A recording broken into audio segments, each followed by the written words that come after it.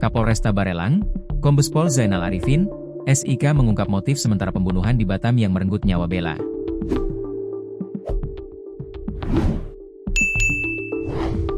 Jasad perantau wanita asal Sumatera Selatan, Sumsel, itu ditemukan dalam kondisi membengkak dan mulai menimbulkan bau tak sedap dalam kamar indekosnya di Blok E6, Kelurahan Batu Selicin, Kecamatan Lubuk Baja, Kota Batam, Provinsi Kepulauan Riau, Kepri, Kamis 18 Desember sore.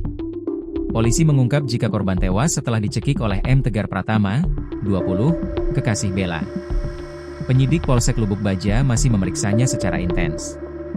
Kombes Pol Zainal Arifin, SIK mengungkap, pembunuhan di Batam itu terjadi pada Selasa, 16 Desember 2025. Ini artinya, sudah 2 hari Bella meninggal dunia dalam kamar indekos tersebut.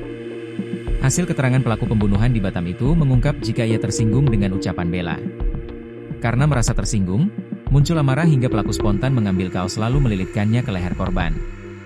Kondisi ini membuat korban tidak sadarkan diri. Dari pemeriksaan awal pelaku ini mengaku mengambil kaos dan melilit leher korban hingga pingsan, terangnya. Tak berhenti di situ, pelaku juga menutup mulut korban menggunakan pakaian, lalu menutupi tubuh korban dengan selimut. Mulut korban ditutup dengan baju, kemudian korban ditutup dengan selimut. Nihil adanya luka lain dari bekas penikaman dan lainnya.